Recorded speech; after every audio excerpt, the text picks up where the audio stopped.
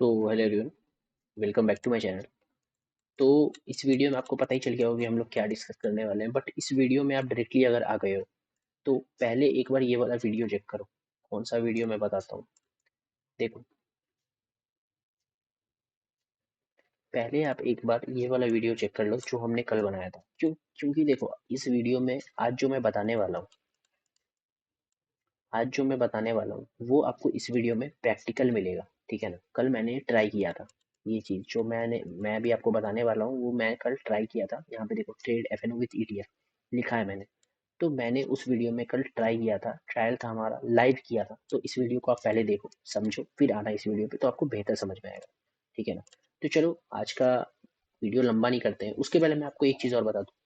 देखो, इस वीडियो में हम लोग डिस्कस करने वाले हैं ईटीएफ के बारे में। तो अगर आपको पता नहीं है कि ईटीएफ होता क्या है, तो एक बार आप इस वीडियो को भी चेक कर लो। ठीक है, इस वीडियो को चेक कर लो, क्योंकि आपको समझ में अगर नहीं आया कि ईटीएफ क्या होता है तो फिर ट्रेड करने का कोई फायदा नहीं है। और इस वीडियो को मैं लंबा नहीं करूंगा, क्योंकि ऑलरेडी मैंने जो चीज़ बताया उसको लंबा करके टाइम वेस्ट करने का कोई नीड नहीं है। तो आप एक बार इस वीडियो को चेक कर लेना और कल वाली वीडियो को चेक कर लेना, तभी आप इस वीडियो पे आना, तो वही आपको बेहतर समझ में आएगा। ठीक है, तो चलो स्टार्ट करते हैं अपना टॉपिक। तो मैंने क्या बोला कि ईटीएफ के हेल्प से मैं ईटीएफ के हेल्प से एफएनओ ट्रेड करूंगा। तो इसका नीड क्यों है? अब मैं पहले आपको बता दूं, इंडेक्स हम लोग बस निफ्टी और बैंक निफ्टी में ही ट्रेड करेंगे। निफ्टी बैंक हो गया और ये मेरा हो गया निफ्टी। ठीक है, हम लोग बस इस दोनों इंडेक्स में ही ट्रेड करेंगे। क्यों? क्योंकि देखो, इंडिया में जो मेजर इंडेक्स ट्रेड होता है उसमें से बैंक निफ्टी और निफ्टी, यही दोनों इंडेक्स है जो मेजरली ट्रेड होता है इंडिया में। अब देखो, स्टॉक में ट्रेडिंग और इंडेक्स में ट्रेडिंग का फायदा और नुकसान मैं आपको बताता हूँ। देखो, जो लोग भी स्टॉक में ट्रेड करते हैं, मेरे जानने वाले भी कुछ करते हैं, बट उसमें क्या होता है कि आप पहले तो 50 स्टॉक चूज करते हो। ठीक है, उसमें से 30 स्टॉक उसमें से फिल्टर करते हो, क्योंकि किसी में कुछ पैटर्न नहीं बन रहा होता है, किसी में वॉल्यूम नहीं है, बहुत सारा चीज़ है। फिर 30 में से 20 और फिल्टर करोगे, बच गए आपके पास 10। 10 में से पाँच पाँच स्टॉक में रिस्क टू रिवॉर्ड बेटर नहीं है, 5 स्टॉक बचा है। ठीक है ना। अब इतना एनालाइज करोगे तो 5 में से 3 स्टॉक में आपका सेटअप छूट गया। ठीक है ना। 2 स्टॉक में ट्रेड मिला, चलो ठीक है, 2 स्टॉक में ट्रेड मिला, मैं मान गया कि 2 स्टॉक में ट्रेड मिला, आप प्रॉफिटेबल हो गए, आपने प्रॉफिट कमा लिया। ठीक है ना। बट आप टाइम समझ रहे हो, टाइम कितना लगा? ये एक टाइम कंज्यूमिंग प्रोसेस है। ठीक है ना। 50 स्टॉक सेलेक्ट करो, 30 फिल्टर करो, फिर 20, बहुत टाइम कंज्यूमिंग है। अब आप क्या करोगे, ज़्यादा ज़्यादा और क्या कर लोगे, एक स्क्रीनर लगा दोगे। ठीक है, एक स्क्रीनर लगा दोगे, चार्टिंग का स्क्रीनर या बहुत सारा स्क्रीनर आता है, स्क्रीनर लगा दोगे। फिर उसमें से 40 स्टॉक निकलेगा, 40 में से फिर 30 फिल्टर करोगे, फिर जाकर वही प्रोसेस फॉलो करोगे। तो बहुत टाइम कंज्यूमिंग है। तभी आप देखते होगे जो भी लोग एफएनओ में ट्रेड करते हैं वो majorly bank Nifty, Nifty bank बोल लो, और निफ्टी में करते हैं। क्यों? क्योंकि आप देखो, आपको एनालाइज बस ये दोनों को ही करना है। आपको एनालाइज बस ये दोनों को ही करना है। उस फायदा क्या है? टाइम बहुत कम लगेगा। कहाँ आप 50 स्टॉक को एनालाइज करते थे ओवरनाइट, कहाँ आपको बस 2 इंडेक्स को एनालाइज करना है। तो एक तो आपका टाइम बचा। दूसरा, अगर आपको एनालाइज करना नहीं आ रहा तो आप वाईटी पे लिखो, यूट्यूब पे लिख दो, Nifty and bank Nifty analysis for tomorrow. आपको नहीं से भी तो नहीं ना, 60+ वीडियोस मिल जाएंगे सिंगल डे में। बहुत बड़ा फायदा है। तीसरा फायदा, तीसरा फायदा, आप एक ही इंडेक्स अगर रोज ट्रेड कर रहे हो, रोज आप बैंक निफ्टी और निफ्टी को भी ट्रेड कर रहे हो, तो आपको इसका बिहेवियर पता चल जाएगा। आपको इसका बिहेवियर पता चल जाएगा, ये बिहेव कैसे करता है। ठीक है ना। अब एक और फायदा, रिस्क मैनेजमेंट आपको पता रहेगा। क्यों? क्योंकि यहाँ पे आप क्वांटिटी में ना चेंज नहीं कर सकते, आपको लॉट वाइज काम करना पड़ेगा। आपको हमेशा लॉट वाइज काम करना पड़ेगा, तो रिस्क मैनेजमेंट भी सही हो जाता है। अब डिमेरिट क्या है? डिमेरिट देखो एक ही है, यहाँ पे आपको लॉस प्रॉफिट बड़ा बड़ा दिखता है। लॉस भी बड़ा होगा और प्रॉफिट भी बड़ा होगा। ठीक है ना। लॉस बड़ा, प्रॉफिट भी बड़ा।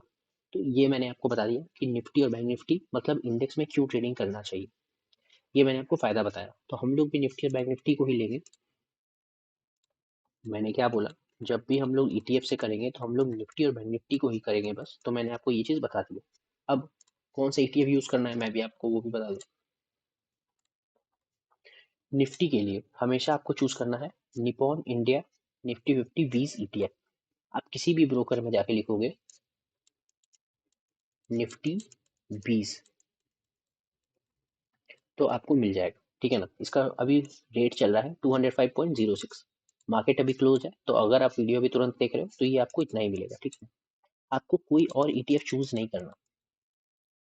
क्यों नहीं करना मैं आपको रीजन बताऊंगा, बट आपको यही चूज करना है क्योंकि वॉल्यूम इसमें बहुत ज्यादा है।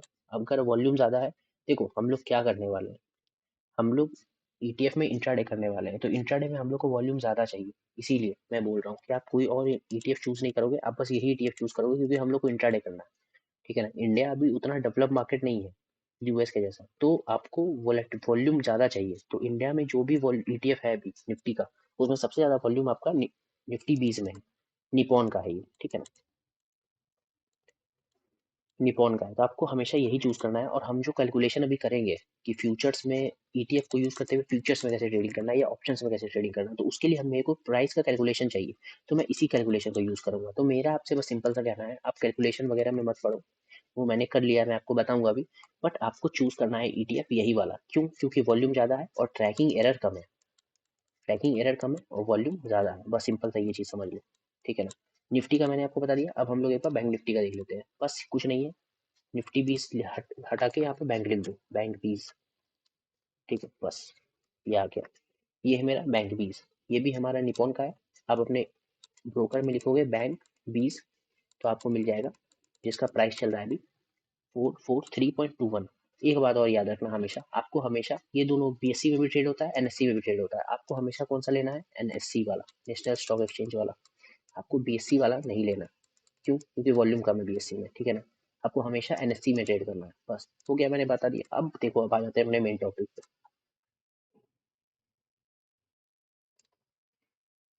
हम लोगों को क्या करना है, ईटीएफ के हेल्प से हम लोग को एफएनओ ट्रेड करना है। अब आपको क्वेश्चन होगा कि यार मार्केट में फ्यूचर्स भी अवेलेबल है हम लोग के और ऑप्शंस भी अवेलेबल है हम लोग के। एफएनओ मतलब फ्यूचर्स एंड ऑप्शन। हम लोग के मार्केट में फ्यूचर्स भी अवेलेबल है, ऑप्शंस भी अवेलेबल है। तो तो हम लोग को फिर ईटीएफ के थ्रू क्यों प्ले करना है? आपका क्वेश्चन होगा ना, बहुत इंपॉर्टेंट क्वेश्चन है। आपका क्वेश्चन होगा कि हम लोग को अगर एफएनओ में ही ट्रेड करना है तो ईटीएफ के थ्रू क्यों ट्रेड करना है? डायरेक्टली हम लोग जाके फ्यूचर्स और ऑप्शंस में क्यों नहीं ट्रेड कर रहे हैं? बिल्कुल सही बात है, क्यों नहीं कर रहे? तो मैं आपको बताता हूँ कि हम लोग ऐसा क्यों नहीं कर रहे हैं। देखो, अगर आप फ्यूचर्स और ऑप्शंस में डायरेक्टली ट्रेड करते हो, ठीक है, अगर आप फ्यूचर्स और ऑप्शंस में डायरेक्टली जाकर ट्रेड करते हो तो आपका रिस्क बढ़ जाता है, आपका रिस्क इंक्रीज हो जाता है, ठीक है ना। बात करेंगे कैसे, क्यों? क्योंकि देखो ऐसा होता है, जब भी आप फ्यूचर्स में ट्रेड करते हो तो फ्यूचर्स में पहले तो आपको लॉट में डील करना पड़ता है, ठीक है ना। ऑप्शंस में भी, फ्यूचर और ऑप्शन में आप हमेशा लॉट में डील करते हो, तो आप कोई एक क्वांटिटी में काम नहीं करते, आप हमेशा लॉट में करते हो, ठीक है ना। तो लॉट में आप अगर ट्रेड किए होगे कभी, तो आपको प्रॉफिट और लॉस ज़्यादा होता है, ठीक है, आपको प्रॉफिट और लॉस ज़्यादा होता है। तो ये वीडियो मैं स्पेशली बिगनर्स के लिए बना रहा हूँ, जिनको भी लगता है, जैसे कुछ लोग का कोई नहीं रहता हमेशा कि यार मैं ट्रेड तो करना चाहता हूँ बैंक निफ्टी में, उनका क्या कहना है मैं बताता हूँ आपको। उनको निफ्टी और बैंक निफ्टी में ट्रेड तो करना है, बट उनको रिस्क ज़्यादा लगता है, और रिस्क है भी, मैं डिनाई नहीं करूँगा, मैं भी ऑप्शन सेलिंग करता था, बट रिस्क ज़्यादा है। अभी मैं क्यों नहीं कर रहा, मैं आपको वो भी बताऊंगा। तो निफ्टी और बैंक निफ्टी के फ्यूचर ऑप्शन में रिस्क ज़्यादा है, ठीक है ना, ज़्यादा है रिस्क। अब किस तरीके से ज़्यादा है, देखो फ्यूचर्स को तो आपको पता है, फ्यूचर्स का तो आपको पता है कि मार्केट ऊपर जाएगी तो आपको प्रॉफिट होगा, नीचे जाएगी तो लॉस होगा। लॉट में ट्रेडिंग होता है, इसलिए लॉस प्रॉफिट बड़ा होता है। अब ऑप्शन में आ जाते हैं, तो ऑप्शन सेलिंग में मान लो कि ऑप्शन सेलिंग का बात करें,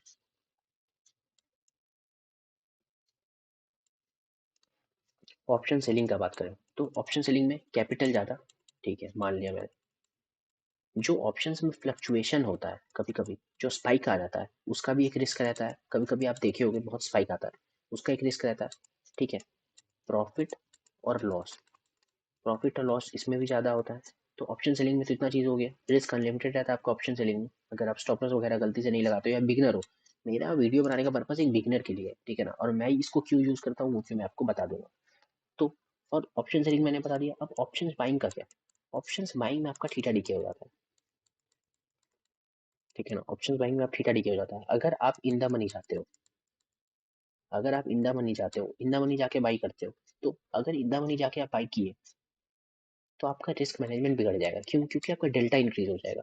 अब आप में से कुछ लोग को समझ में नहीं आ रहा होगा ये सब टर्म्स, तो अगर आपको नहीं समझ में आ रहा है, अगेन डायरेक्टली आ गए हो वीडियो पे, तो मेरे प्लेलिस्ट में जाओ और एक बार ऑप्शंस वाला वीडियो चेक कर लेना, ठीक है ना।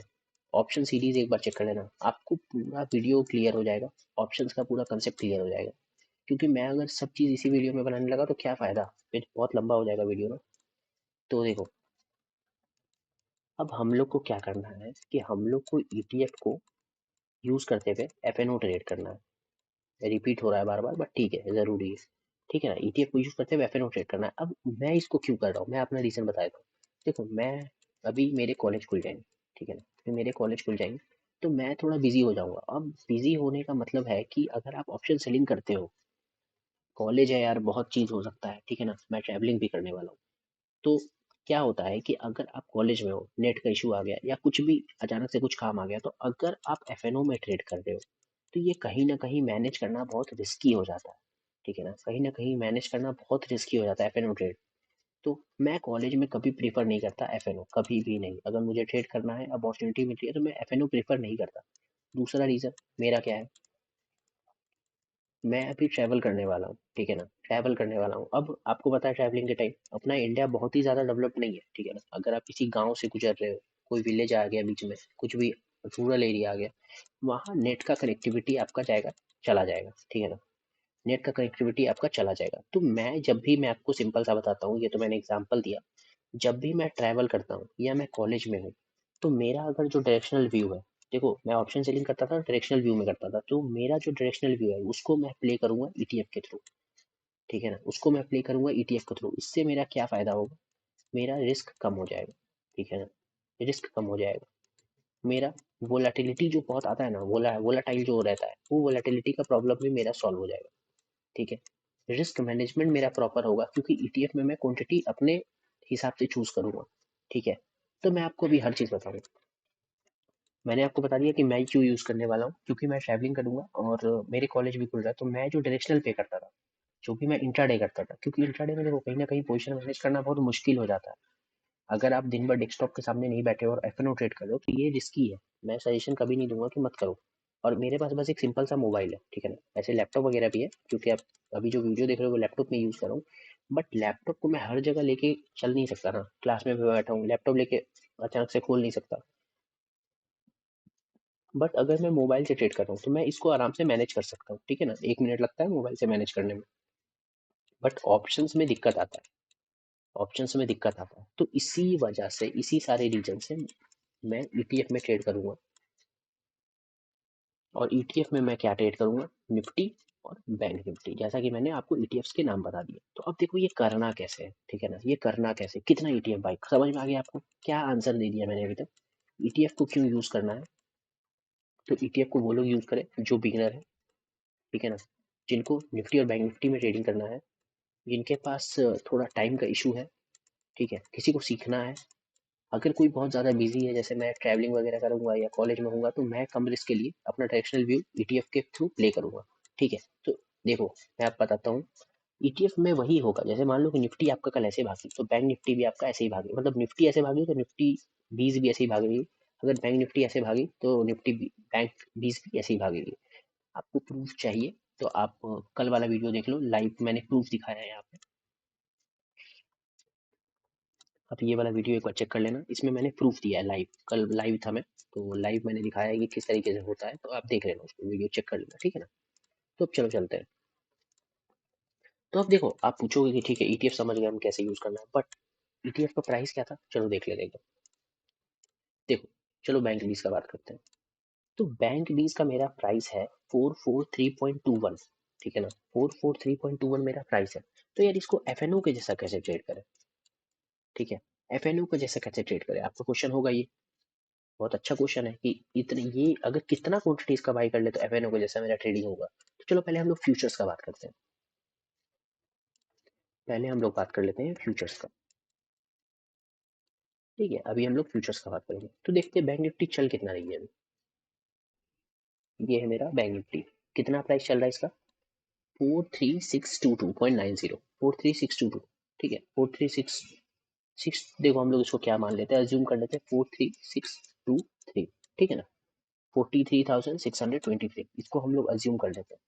तो ये हो गया मेरा एक स्टॉक का प्राइस। ये हमेशा लॉट में ट्रेडिंग होता है, आपको पता होगा। तो इसको हम लोग क्या करेंगे, मल्टीप्लाई, आप कैलकुलेशन समझना, बहुत इंपॉर्टेंट कैलकुलेशन।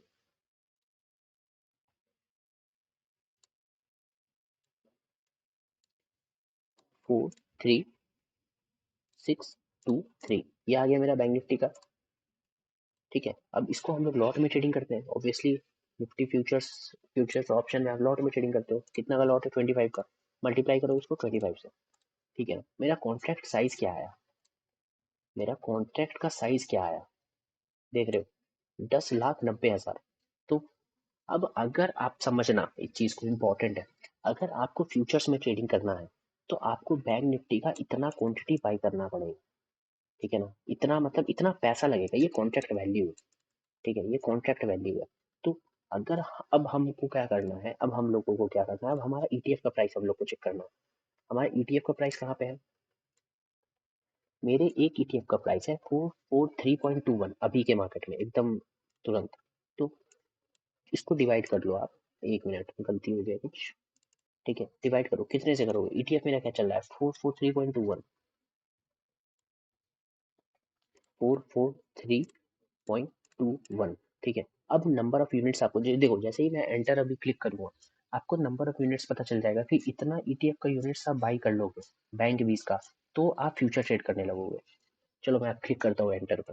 देखो क्या बता रहा है ये, 2460। ठीक है, 2460।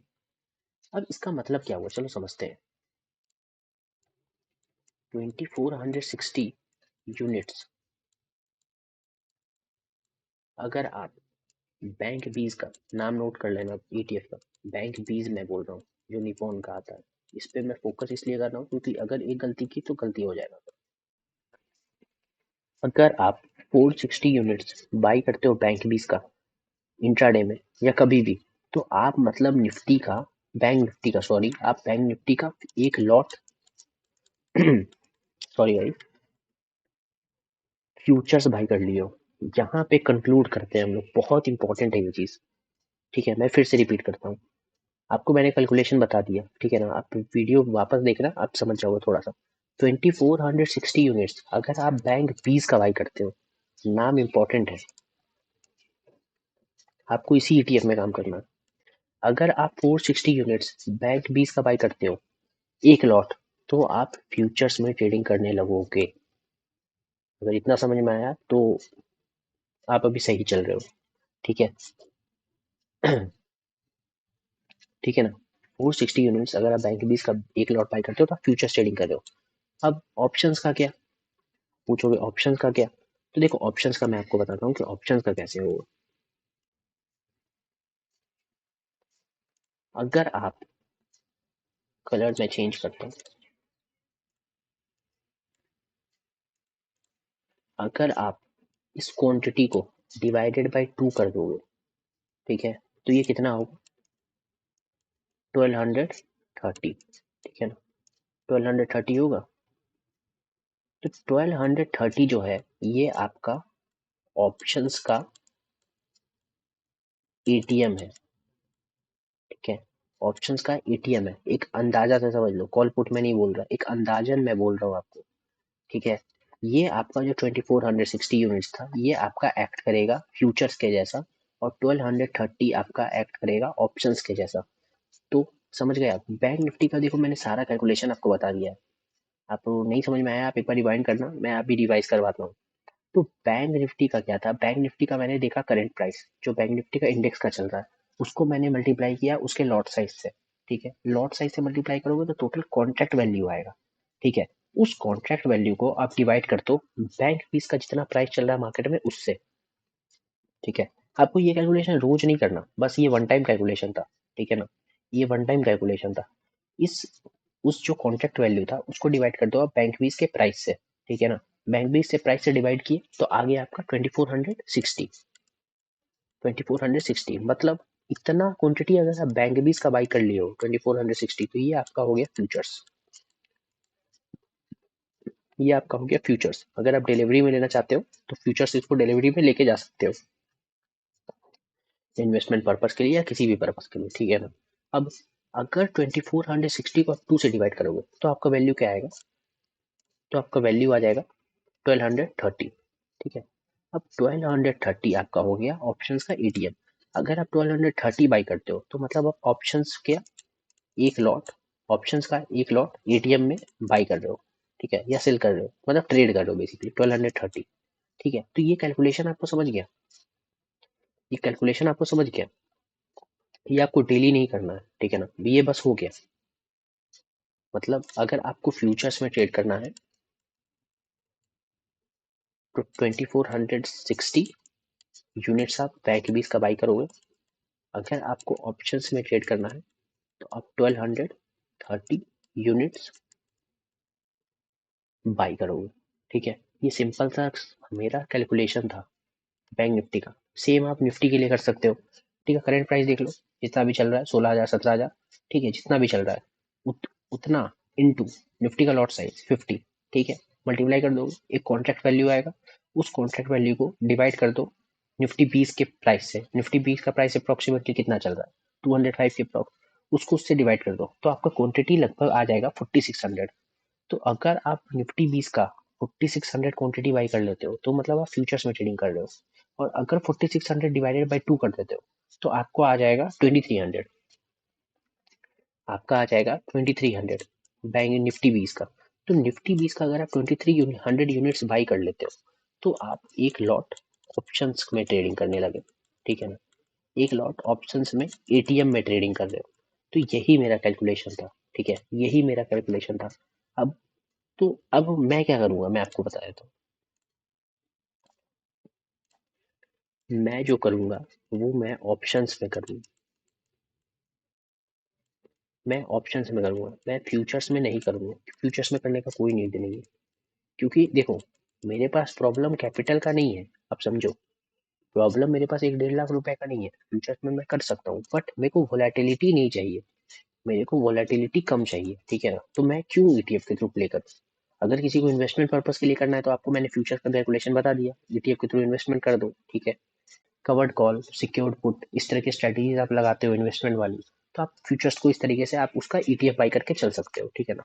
तो मैं इसको यूज करूंगा ऑप्शंस की तरह, मैं इसको यूज करूंगा ऑप्शंस की तरह। क्यों, देखो होगा क्या, पहले तो ऑप्शंस में ज्यादा वोलेटिलिटी रहता है, ठीक है ना। ऑप्शंस में ज्यादा वोलेटिलिटी रहता है, एक तो वोलेटिलिटी उसके लॉट साइज की वजह से रहता है, और एक जो ऑप्शंस में वोलेटिलिटी इस वजह से रहता है, जो ऑप्शंस में सडन स्पाइक आता है ना, देखो ऑप्शंस में जब सडन स्पाइक आता है ना, ये जो सडन स्पाइक आ जाता है ना, कभी देखो ऑप्शन का चार्ट ऐसे चलता है, फिर एक सडन स्पाइक आ जाता है, ये स्पाइक आपका ईटीएफ में नहीं दिखेगा, तो आपका लॉस जो दिखता है ना उसका चांसेस बहुत कम हो जाएगा, आपको डर नहीं लगेगा। ये बेसिकली क्यों है, ये डर आपका खत्म करने के लिए है। कुछ लोग निफ्टी और बैंक निफ्टी से ना डरते हैं, मैं भी डरता था इनिशियली 1-2 साल पहले, तो ये डर आपका खत्म हो जाएगा, ठीक है ना, डर आपका खत्म हो जाएगा। तो आप इसको ऑप्शंस के जैसा प्ले कर सकते हो एटीएम में। क्वांटिटी कैसे निकालना है मैंने आपको बता दिया। अगर आपको फिर भी डर लग रहा है तो मान लो कि जो मैंने बोला, जो 1230 क्वांटिटी मेरा बैंक 20 में आ रहा है, ठीक है ना, 1230 क्वांटिटी मेरा जो बैंक 20 में आ रहा है, ये मेरा क्या हो गया, ये मेरा ऑप्शंस का एटीएम हो गया।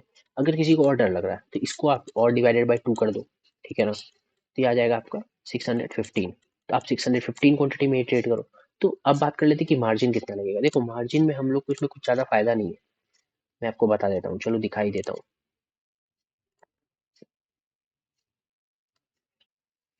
देखो अगर बैंक 20 का बात करें, यहाँ पे आ जाते हैं, ठीक है, बाई किया, यहाँ पे हम लोगों को ऑलरेडी 5x का मार्जिन मिलता है, ठीक है ना, इंट्राडे में 5x का मार्जिन हम लोग को ऑलरेडी मिलता है। तो हम लोग अगर ऑप्शंस का, मैं अपने केस में बात करता हूँ, अगर मैं ऑप्शंस का ईटीएफ के थ्रू एटीएम एक लॉट में ट्रेडिंग करता हूँ तो कैपिटल कितना लगेगा, मैंने आपको कैलकुलेशन बताया, मेरा 1230 बन रहा है, ठीक है ना, 1230 बन रहा है। तो क्वांटिटी में डालते हैं पहले 1230, ठीक है। तो मेरा मार्जिन देखो कितना लग रहा है, मेरा मार्जिन देखो कितना लग रहा है, 1,09,000 के आसपास लग रहा है। तो ये आप समझ सकते हो ऑप्शन सेलिंग का एक लॉट है। लेकिन क्या लॉस प्रॉफिट उतना ज्यादा होगा, क्या लॉस उतना देखने को मिलेगा, नहीं,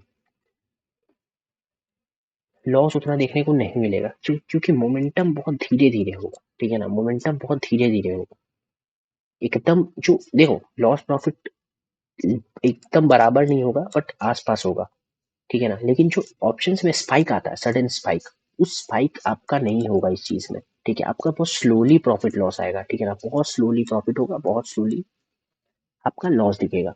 तो ये है किसके लिए? देखो ये है उसके लिए जिसका डायरेक्शन हमेशा सही है, ठीक है ना। अगर आपका डायरेक्शन सही है तो स्लोली एंड ग्रेजुअली आपको ये प्रॉफिट देगा ही देगा। तो मेरा मैंने देखा है डायरेक्शन सही रहता है, ठीक है ना। बट जो स्पाइक वगैरह है ना वो मैं कॉलेज में हैंडल नहीं कर पाऊंगा। कभी एग्जिट में प्रॉब्लम आ गया, कभी एंट्री में दिक्कत आ गई, ऊपर से जब मैं ट्रेड करता हूँ तो मैं हेज लगा के ट्रेड करता हूँ, ठीक है, क्योंकि मार्जिन मुझे कम करना रहता है ऑप्शन सेलिंग के लिए। तो हेज लगा के ट्रेडिंग करना होता है, तो वो किसी आपको ऑप्शन ट्रेडिंग प्लेटफॉर्म में करना पड़ेगा, जैसे कि मैं धन वाला यूज करता हूँ। उसमें ब्रैकेट बास्केट ऑर्डर लगाना पड़ेगा, ये सब मैं कॉलेज में क्लास में बैठ के नहीं कर सकता, ठीक है। तो मुझे एक स्ट्रेटेजी चाहिए थी जिससे मैं अपना डायरेक्शनल प्ले कर सकूं। तो सिंपल आप ईटीएफ के थ्रू अपना डायरेक्शनल प्ले कर सकते हो। तो मेरा जो मैंने बताया, मैं 1230 क्वांटिटी करता हूँ तो मेरा कैपिटल लगेगा 1,09,000, ठीक है। तो ये आपको स्पाइक से बचा दिया, ये आपको स्पाइक से बचा दिया। अब बोल कि यार कोई बोलेगा कि नहीं मुझे इतना क्वांटिटी नहीं करना है, मुझे और एटीएम नहीं जाना है, मुझे कोई बोलेगा ऑप्शंस में मुझे एटीएम नहीं जाना है। देखो फ्यूचर्स का तो कोई काम नहीं है, फ्यूचर्स मैंने बता दी कि उसके लिए जिसको इन्वेस्टमेंट वगैरह करना है, कवर्ड कॉल या सिक्योर पुट वगैरह टाइप का स्ट्रेटेजी लगाना है, उसके लिए फ्यूचर्स है, ठीक है ना। क्योंकि फ्यूचर्स के लिए मैं क्यों इतना पैसा दूं, डायरेक्टली मैं फ्यूचर्स में ही कर लूँ, ठीक है ना। तो मैं ऑप्शंस के लिए इसको यूज करूंगा। अगर किसी को लग रहा है कि नहीं मेरा रिस्क मैनेजमेंट कैसे होगा, मुझे इतना क्वांटिटी नहीं करना, ठीक है ना, तो कोई बात नहीं, क्वांटिटी इसको हाफ कर दो, या हाफ क्या, जितना आप यहाँ पे क्वांटिटी अपनी मर्जी से कर सकते हो। मैंने आपको जो 1230 क्वांटिटी बताया है वो मेरा ऑप्शंस का क्वांटिटी है, एटीएम, ठीक है ना, वो मेरा ऑप्शंस का क्वांटिटी है एटीएम। आप इसको और कम कर सकते हो, ठीक है ना, आप 1200 ही कर लो, ठीक है, मार्जिन देखो इतना इतना लगेगा। आपको चाहिए तो आप 500 कर लो, ठीक है ना, 500 कर लोगे 44,000 लगेगा, ठीक है। आपको चाहिए कि नहीं इतना भी नहीं करना है, मुझे कम 200 क्वांटिटी में करना है, 200 क्वांटिटी में कर लो, लो 17,000 में हो जाएगा, 17,000 में हो जाएगा। तो ये बेसिकली मैंने क्यों बताया, जिसको डर लगता है निफ्टी और बैंक निफ्टी से वो ये यूज कर ले, जिसको डर लगता है बैंक निफ्टी निफ्टी से वो ये यूज कर सकता है। और मैंने इसको बेसिकली अपने लिए ही बनाया है, ठीक है ना, मैंने इस कैलकुलेशन को अपने लिए निकाला था क्योंकि मुझे ऑप्शंस में ट्रेडिंग करना नहीं बन रहा था कॉलेज वगैरह में। तो मैं ईटीएफ स्ट्रेटेजी को यूज करते हुए अपना डायरेक्शनल प्ले करूंगा। कैसे होगा क्या होगा आप एक बार इस वाली वीडियो को, कल की वीडियो को देख लेना, आपको समझ में आ जाएगा। मैंने लाइव डाला है, 1,000 क्वांटिटी में था, 1,000 क्वांटिटी में था। क्यों? क्योंकि मैंने ट्रेड किया था, बस मतलब ट्रेड किया था ट्राई करने के लिए, ठीक है ना, ट्रेड किया था ट्राई करने के लिए। मैं कल ट्राई कर रहा था ये होता भी है कि नहीं। तो हाँ हो जाता है, ठीक है ना, हो जाता है। थोड़ा सा आपको इशू रहेगा, जैसे कि बैंक निफ्टी इतना मूव कर गई तो आपका कभी कभी ईटीएफ इतना ही मूव करेगा, या कभी कभी बैंक निफ्टी इतना ऊपर गई फिर नीचे गिर गई तो आपका ईटीएफ यहीं पर रहा है। तो आपको थोड़ा सा हल्का डीले देखने को मिलेगा, बस उतना डीले से कोई फर्क नहीं पड़ता। अगर आपका डायरेक्शन सही है तो आप प्रॉफिट में रहोगे, ये होगा ही होगा, ठीक है ना। ये दोनों जो बैंक बीज है और निफ्टी बीज है, वॉल्यूम बहुत अच्छा खासा है इसमें, ठीक है, वॉल्यूम बहुत अच्छा खासा है। तो आपको कभी भी इंट्राडे में इशू नहीं आएगा, क्योंकि मान लो कि आप खरीद लिए हो, ठीक है, सेल करने जा रहे हो, ऐसा ईटीएफ खरीदे हो, इस तरह का कोई ईटीएफ खरीद लिया हो जिसमें कि वॉल्यूम ही नहीं है, तो सेल कहाँ करोगे, अपना प्रॉफिट बुक कैसे करोगे?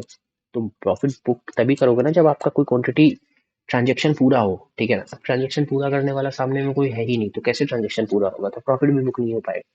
तो ईटीएफ हमेशा यही चूज करना जो मैं बोल रहा हूँ, बैंक बीज बैंक निफ्टी के लिए, निफ्टी बीज निफ्टी के लिए, ठीक है। तो मैंने आपको कैलकुलेशन भी बता दिया किस तरीके से आपको अगर किसी को ऑप्शंस करना है, तो मैंने वो भी बता दिया। बैंक निफ्टी में आपको चाहिए 1230 क्वांटिटी ऑप्शन एटीएम, और आपको निफ्टी के लिए चाहिए आपको 23 क्वांटिटी। अगर किसी को समरी लेना है तो बस आप बिना कैलकुलेशन के ये समझ लो। मैं आपको एक बार फाइनल करके बता देता हूँ, एक मिनट रुक जाओ। अगर किसी को ईटीएफ का तो नाम पता चल गया ना, ईटीएफ का नाम पता चल गया, वही ईटीएफ यूज करना है, मैं बार बार रिपीट नहीं करूंगा। बैंक निफ्टी में आपको क्वांटिटी करना है 1230, ये आपका हो गया ऑप्शंस का, ठीक है ना, ऑप्शंस एटीएम। और आपका निफ्टी के लिए हो गया क्वांटिटी 2300, ठीक है। अगर इसको मल्टीप्लाई बाय 2 कर देते हो, ठीक है, तो ये आपका निकल गया फ्यूचर्स, ठीक है। सिंपल सा कैलकुलेशन था, इसको आप याद कर लो या लिख लो कहीं पे, क्योंकि ये कैलकुलेशन सेम ही रहने वाला है मोर और लेस, ठीक है ना, बदलेगा नहीं।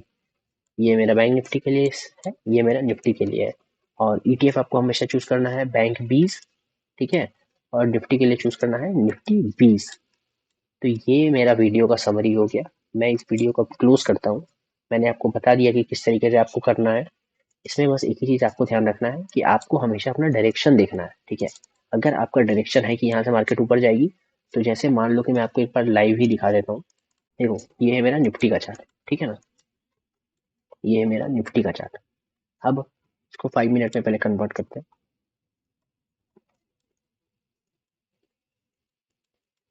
चलो एक जगह मैं आपको, देखो एक जगह मेरा निफ्टी 50 है, एक जगह मैं निफ्टी 20 डाल लेता हूँ। देखो हमेशा आपको NSE वाला चूज करना है। ये आ गया मेरा निफ्टी 20 का चार्ट 5 मिनट का। अब देखो अगर आपको यहाँ लग रहा है, देखो कल मेरी बाइंग अपॉर्चुनिटी कहाँ पे बनी थी मैं आपको बता दूं। देखो मेरी अपॉर्चुनिटी, बाइंग अपॉर्चुनिटी कल यहाँ पे बनी हुई थी, ठीक है, यहाँ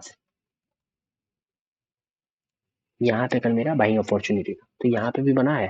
हाँ, देखो ये निफ्टी ETF का चार्ट है, निफ्टी 20 का चार्ट है, ये मेरा निफ्टी 50 इंडेक्स, यहाँ पे भी अपॉर्चुनिटी बना है कि ऊपर गया है, क्या ये ऊपर गया है, ठीक है।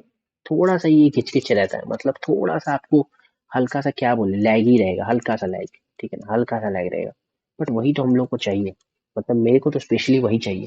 क्यों? क्योंकि मेरे को देखो सडनली अगर लॉस दिखे ना या सडनली प्रॉफिट दिखे, मेरे को वो नहीं चाहिए। मेरा डायरेक्शन मेरा सही है, मेरे को धीरे धीरे प्रॉफिट चाहिए ताकि मैं नहीं भी देखूँ मान लो कॉलेज में तो मेरा मैनेज हो जाए। तो कोई जॉब में भी हो वो भी यूज कर सकते हो, कोई बिगिनर हो जो निफ्टी और बैंक निफ्टी को प्ले करना चाहते हो वो भी कर सकते हो, और स्टूडेंट तो कर ही सकते हो, ठीक है, क्योंकि मैं कर रहा हूँ तो आप भी कर सकते हो। तो इसमें आप डायरेक्शनल प्ले कर सकते हो। यहाँ पे मेरा बाइंग बनता था, मैंने कल यही किया था, ज्यादा देर होल्ड नहीं किया, क्यों? क्योंकि मेरा ट्रेड नहीं था, मैं ट्राई कर रहा था। तो ये जो मोमेंटम है, ये मोमेंटम आप इधर से भी कैच कर सकते हो, ठीक है। प्रॉफिट कितना होगा चलो वो देख लेते हैं एक बार, उसका भी कैलकुलेशन मैं आपको बता ही देता हूँ, ठीक है।